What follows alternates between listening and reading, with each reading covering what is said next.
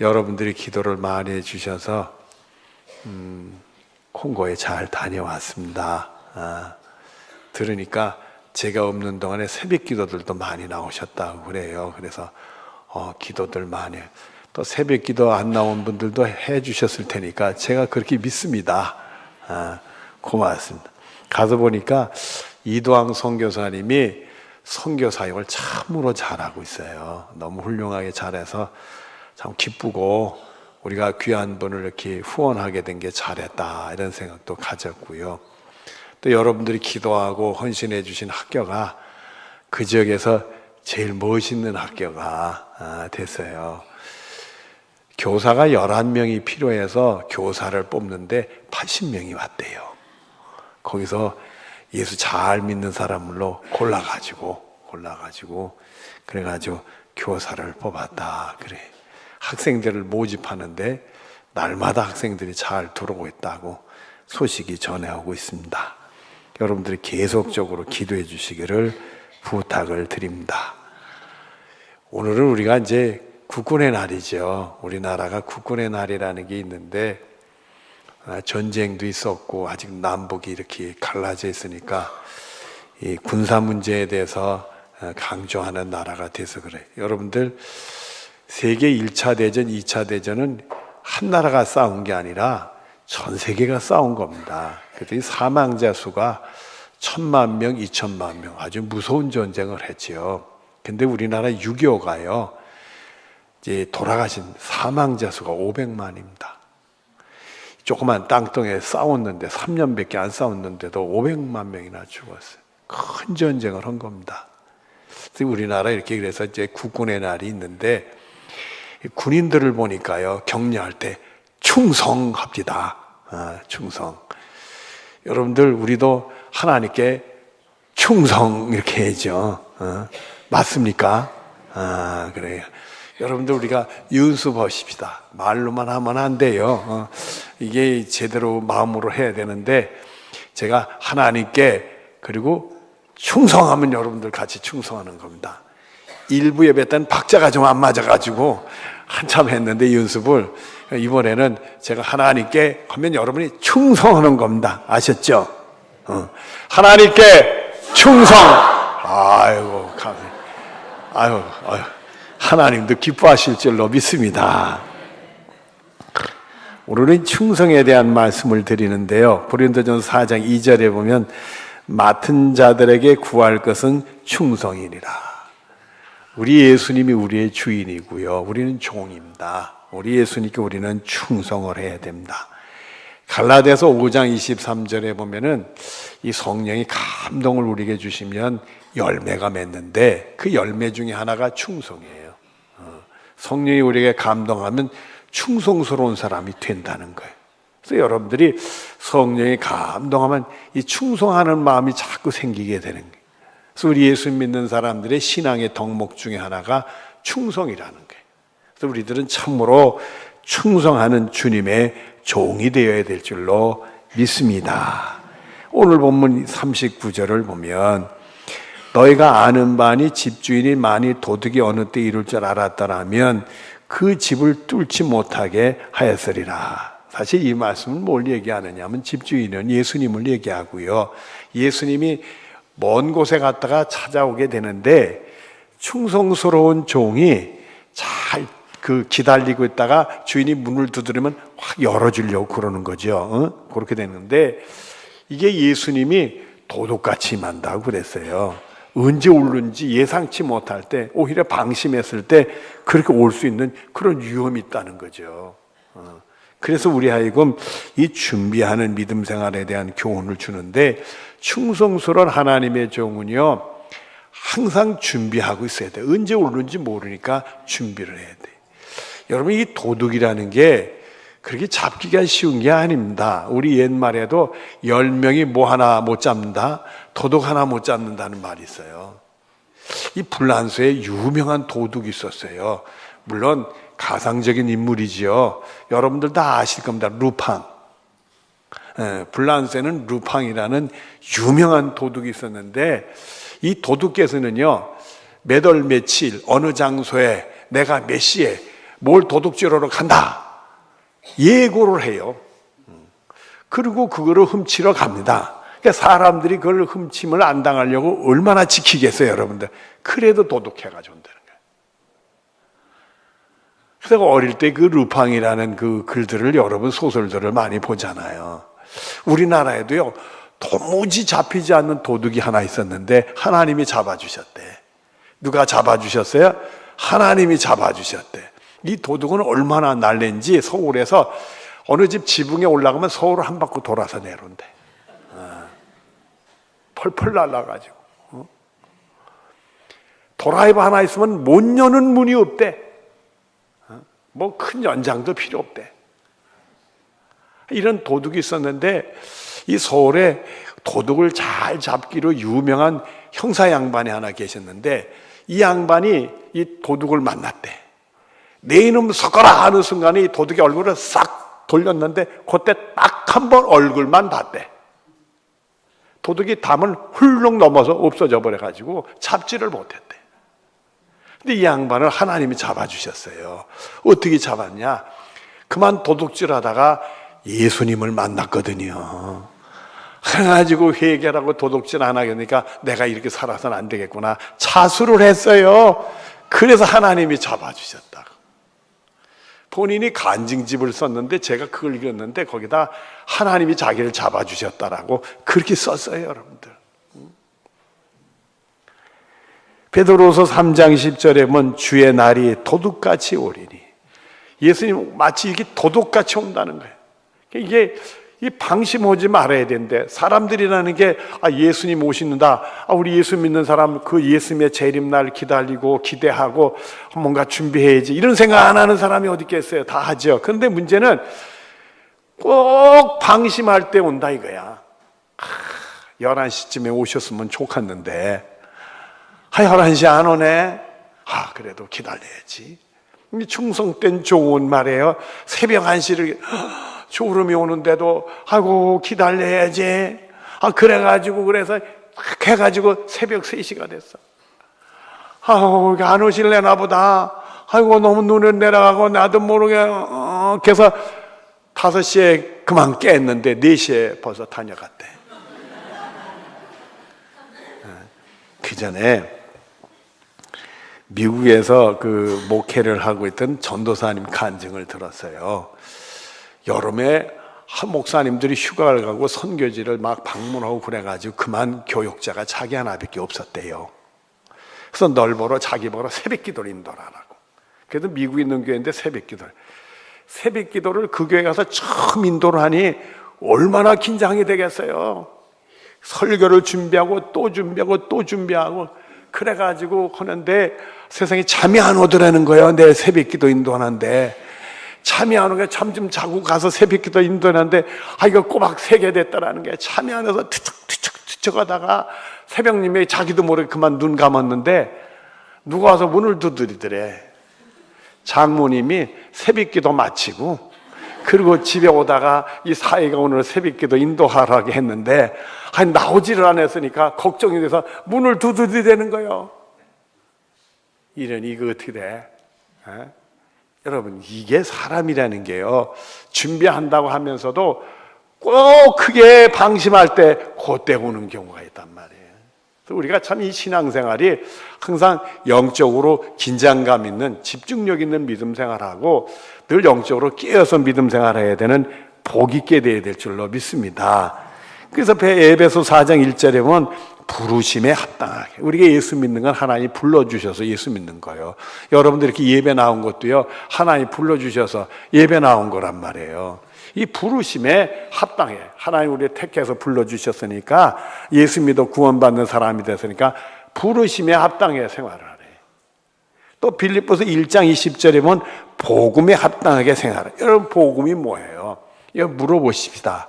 하나님이 보시기에 하나님의 아들 예수님이 귀할까요? 여러분이 귀할까요? 모르나 봐. 한 분밖에 대답을 안 하시네. 예수님이 하나님 보시기에 더 귀해? 우리가 더 귀해? 예수님이겠죠. 우리가 일반 상식으로 봤을 땐 자신의 아들이 더 귀하지요. 그런데 귀한 그 아들을 우리를 귀하게 여겨서 우리를 사랑하셔서 우리를 구원할 그 아들을 희생했다는 거예요. 여러분, 그게 복음이요. 도대체 우리 같은 죄인이 뭐길래 우리를 사랑하셔서 구원해서 이제 귀하게 여겨서 아들까지 희생하면서 이 죄로 말미암아 멸망받을 자들을 죄 용서가 구원해 주셨다 이거요. 그게 복음이요. 이 복음, 정말 예수님 나를 위해 돌아가셨구나, 하나님 나를 이렇게 사나, 그걸 뜨겁게 경험하니까 정말 내가 이렇게 살아서는 안 되고 주님이 기뻐하시는 삶을, 뭔가 주님을 위해서 섬기는 삶을 살아야 되겠다. 주님이 우리에게 그렇게 해서 우리도 그렇게 해야 될 거 아니에요, 여러분들. 그런 것이 복음인데 그 복음에 합당하게 신앙생활하라 이거예요. 그러니까 여러분들은 정말 충성된 하나님의 종이 되는 복이 있기를 바랍니다. 그런데요, 우리가 하나님께 충성되게 믿음 생활하려면 꼭 배합하는 존재가 있어요. 그 배합하는 존재가 누구요? 사탄 마귀지. 어떻게 해서라도 하나님과 우리 사이에 금을 가게 해가지고 믿음 생활을 잘 못하게 하려고. 여러분들 창세 때 에덴 동산 있죠. 아담과 하와를 하나님 창조 에덴 동산이라는 게 뭐냐면 낙원이에요, 낙원. 그 안에는 근심 걱정이 없고 먹고 사는 걱정이 없고 그 안에서는 영생복을 누리고 생명나무 열매를 먹고 따먹으면 영생복. 뭐 거기에는 문제가 있는 게 하나도 없어요. 동산이라는 것은 이렇게 장막을 둘렀다는 거예요. 장막을. 높은 하나님이 장막을 둘러서 하나님이 보호하는 곳이라는 뜻이에요. 그렇게 보호를 받고 혜택을 받는데 이제 동산 중앙에 선악을 알게 하는 나무를, 그건 따먹지 말라고 그랬잖아요. 근데 사탄 마귀가 의심을 심어줘서 그거 먹어도 돼. 하나님과 우리 사이를 금가게 해가지고 사람 망하게 하려고 한단 말이에요. 어떻게 서로 하나님과 우리 사이를 금가게 해가지고 우리를 유혹하고 넘어뜨려 쓰러져서 망하게 하는 게 그게 사탄 마귀는 그거를 노리는 거거든요.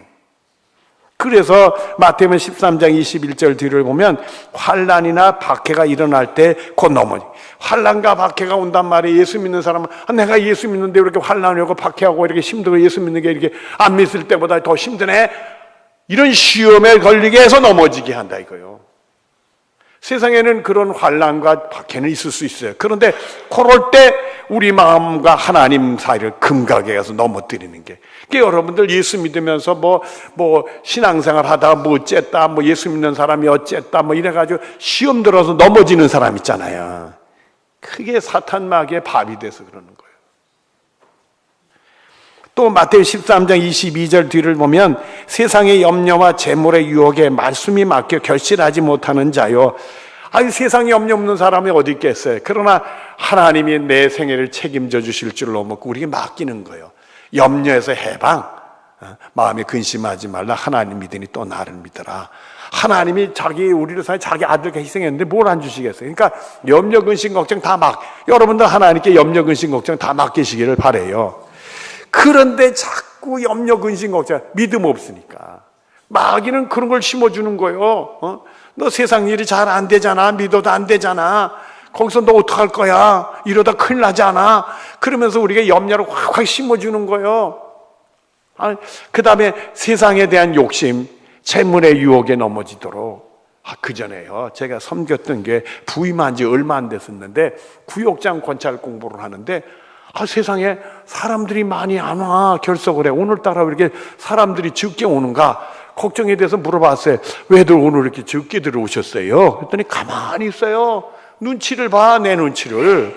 아니 이상하네, 왜 또 내 눈치를 봐? 그래서 물어봐도 대답을 잘 안 해요. 저는 더 궁금해.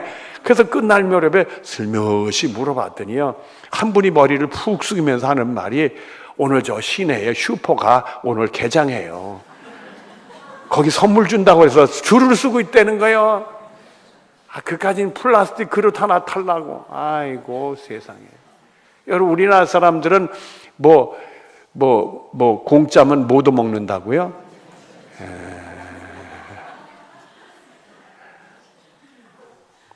여러분, 재물이 생긴데 싫다 할 사람이 어디 있겠어요? 그러나 그런 유혹으로 결국 하나님과 우리 사이를 넘어뜨린단 말이에요. 예수를 믿어도 결실하지 못하는 사람 만들어 놓는다.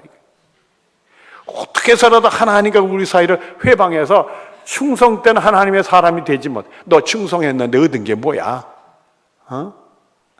너 그렇게 충성하면 되는지 알아? 너만 손해야? 세상 사람들은 이렇게 하는데 너는 지금 어디로 가는 거야? 이 시간에 너는 가서 다 해가지고 재미 볼 텐데 너는 왜 교회 와서 예배당에 앉아 있어?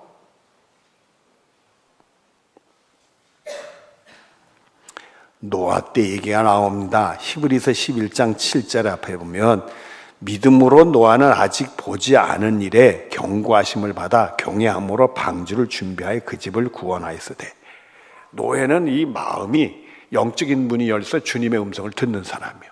경고가 날라왔어요. 120년 후에 이 땅에 홍수의 심판이 온다. 방주를 예비하라. 그 말씀을 듣는 노아니까 항상 말씀에 이 사람은 충성하는 사람이니까 노아 방주를 예비를 했어요. 그래서 결국은 120년의 홍수의 재앙이 올 때 자기 집을 구원해냈단 말이에요. 그런데 마태복음 24장 38절 39절 앞에 이런 말을 합니다. 홍수 전에 노아가 방주에 들어가던 날까지 사람들이 먹고 마시고 장가들고 시집가고 있으면서 홍수가 나서 그들은 다 멸하기까지 깨닫지 못하였으니, 이렇게 돼 있어요. 홍수가 나서 노아의 방주는 하나님 말씀대로 되는 줄로 믿으니까 방주 만들고 들어갔잖아요. 근데 사람들은 방주를 만들고 여러분들 어제 저녁 9시에 뉴스를 보니까요, 오늘 뭐가 온다고요? 비가 온다는 거야. 제 마음에 아이고 예배 때 비가 오면 교우들이 이거 정말 쉽지 않겠구나, 비가 안 왔으면 좋겠다, 이런 생각에서 기도를 제가 짧게 했어요. 지금 비가 안 와요, 안 와? 와요. 아직은 하나님이 연장시켜 준 거예요. 비도 많이 온대. 뒤로 밀어놨어요. 여러분, 밀어놨어. 여러분들, 아니 재앙이 오고 비 온다, 방주를 말고 어떤 날은 맑은 해가 뜨는데 이 노아를 보고 세상 사람들이 뭐라 그래? 제정신 아니지. 방주가 지금가요? 어마어마한 큰 배인데 돈이 얼마나 들어갔겠어요? 전 재산 다 동원하고 번 거 다 쑤셔놓고 그리고 난리치고 있으니 사람들이 관광 구경 왔을 거예요. 오늘날 같으면 돈 내고 비행기 타고 와서 거기 한국 땅에 계룡시에 무슨 계룡산에다 방주 만든데 구경 가자. 그리고 관광 구경 왔을 거예요. 저거 제정신인가 말이야. 비가 오면 또 오다가 말겠지. 홍수재앙이 시작해도 오늘 비가 많이 오네, 그러다 끝이겠지. 먹고 마시고 장가가고 시집가는 거 잘못했다는 게 아니에요. 세상 일에만 관심이 있었다는 얘기죠. 그리고 이 홍수가 나서 멸할 때까지도 깨닫지 못했다는 거예요. 죽기 직전에도 끝이겠지. 영화 같은데 이 노아 방주 영화를 보면은요, 그냥 방주가 만들어가지고 막 비가 나고 방주가 이럴 때 막 세상 사람들 와서 막 방주를 매달리고 그런 영화 장면이 있어요, 여러분들. 근데 성경은 그렇게 얘기 안 해요. 노아는 방주에 들어가고 세상 사람들은 노아 방주가 떠도 괜찮겠지 하고는 안 간 걸로 얘기돼요, 오히려. 그러면 노아는 혼자만 살겠다고 방주에 쏙 들어가고 말았을까? 성경은 그렇게 얘기하지 않습니다. 베드로서 2장 5절에 보면 오직 의를 전파하는 노아, 이렇게 돼 있어요. 노아가요, 기회가 있는 대로 하나님 말씀 전한 거예요. 120년의 홍수가 오니까 방주를 나 만드니까 당신들도 준비해야 된다, 이걸 전파를 한 거예요. 이제 10년이 올려 110년 후에는 홍수 재앙이 오니까 준비해야 된다. 오직 의를 전파했다 해서 하나님 말씀을 기했는 대로 해도 사람들이 듣지를 않는 거예요. 여러분, 물어봅시다. 예수님이 오늘 재림하실까요, 안 할까요? 모르지. 올 것 같아요, 안 올 것 같아? 안 올 것 같아요? 올 것 같아요? 내가 얼굴 이렇게 훑어보니까 안 올 것 같다는 표정치예요. 물어보십니다. 예수님 내일 오실까요? 재림하실까, 안 오실까요? 모르지. 그게 성경적인 대답이고, 근데 얼굴 표정이 안 올 것 같다.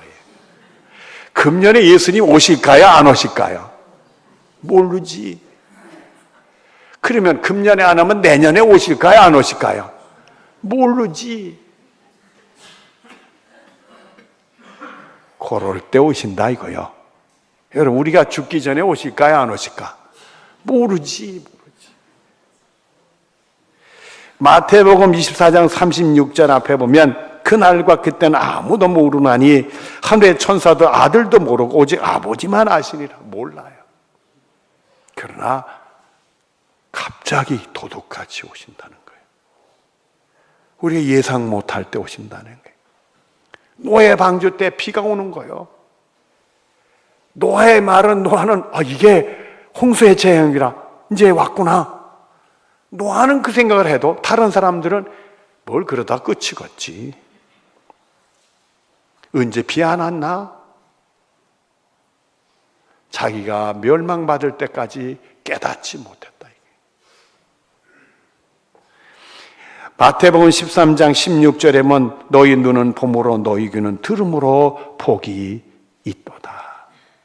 여러분들, 우리 예수님 언제 오실는지는 몰라도요, 우리는 항상 깨어 있어야 되는 거예요. 항상 우리 삶이 하나님께 충성된 삶을 살아야 되는 거예요. 그래서 본문 40절을 봅니다. 그러므로 너희도 준비하고 있으라. 생각하지 않을 때 인자가 오리라 하시니라. 항상 준비하는 충성된 하나님의 종이 되어야 된다는 거예요. 언제든지 오시든지. 그래, 아직 안 오셨으면 또 오실 거야. 안 오셔도 오실 거야. 항상 이 마음 중심이 준비하는 충성된 사람이 되어야 된다. 민수기 12장 7절에 보면 모세는 그렇지 아니하니 그는 내 온 집에 충성함이라. 모세가 될 수 있었던 것이 충성이라는 거예요. 모세는 그렇지 않다는 걸 보니까 다른 사람들은 충성을 못해. 그러나 모세만은 오직 충성하는 사람이었다는, 하나님의 집에 충성하는 사람이었다. 시편 101편 6절 앞에 보면 내 눈이 이 땅에 충성된 자를 살펴 나와 함께 살게 하리니, 하나님이 이렇게 보면서 누가 충성하나 그걸 보고 계신다는 거예요. 우리 마음 중심을 아시는 주님이 누가 충성하나 그걸 살펴보고 계신다는 거예요. 그래서 계시록 2장 10절에 보면 죽도록 충성하라. 그리하면 내가 생명의 멸류관을 내게 주리라. 우리를 하여금 충성하는데요, 죽도록 충성하래요. 또 디모데전서 3장 11절 들으면 모든 일에 충성하는 자래. 요건 하고 요건 안 하고 그러면 안 되고 모든 일에 충성하는 사람이 되어져야 된대. 그래서 여러분들이 해야 될 일이 있는데, 에베소 4장 22절부터 24절에 보면 너희는 유혹의 욕심을 따라 썩어져가는 구속을 따는 옛사람을 벗어버리고, 우리가 예수 믿기 전에 내 욕심 따라 세상 유혹의 반응을 보여서 막 거기에 세상 사람들 따라가는 거, 그거 벗어버려야 된다.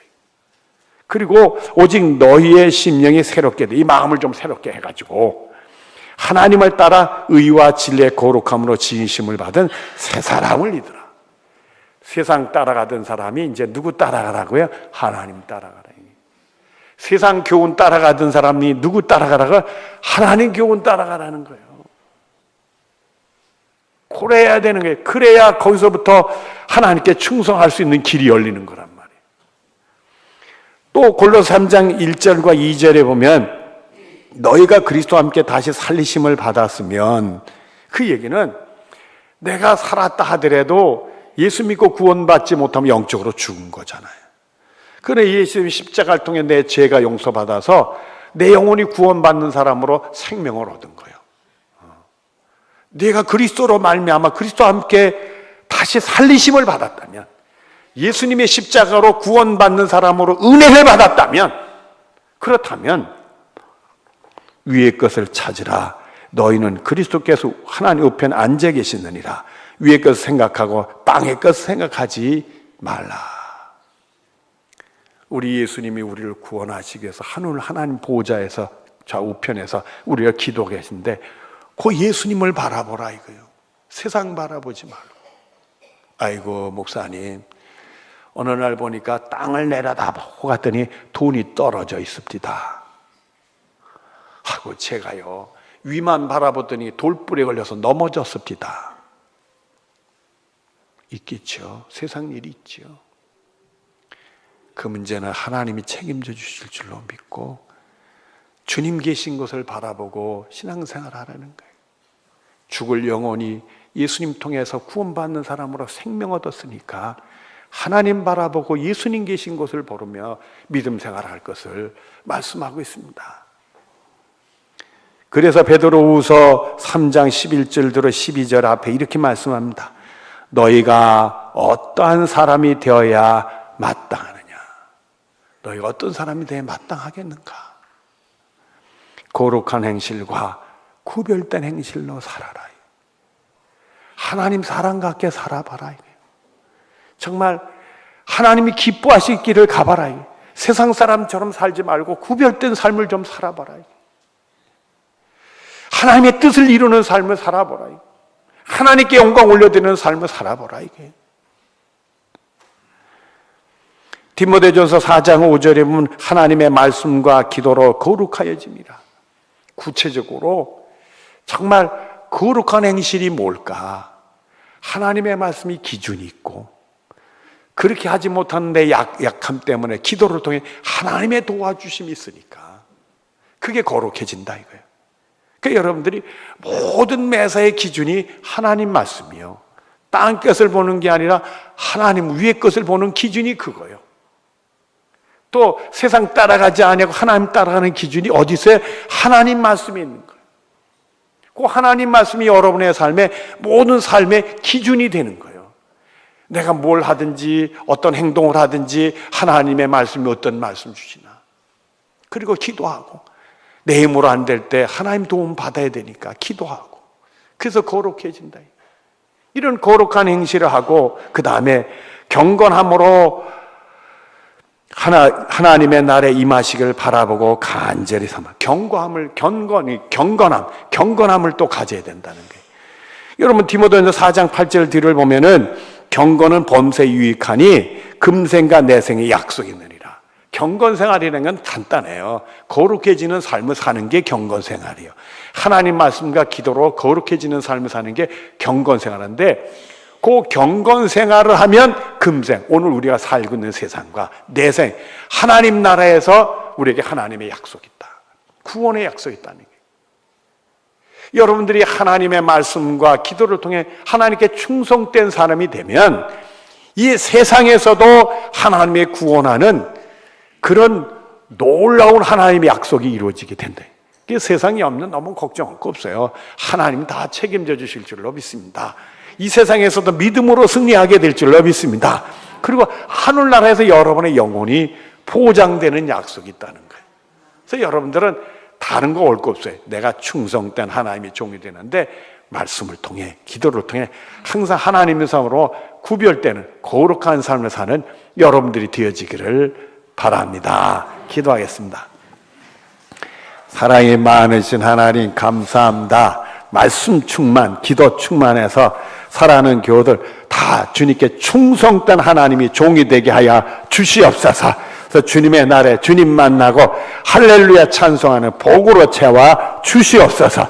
예수님의 이름으로 기도드리옵나이다. 아멘.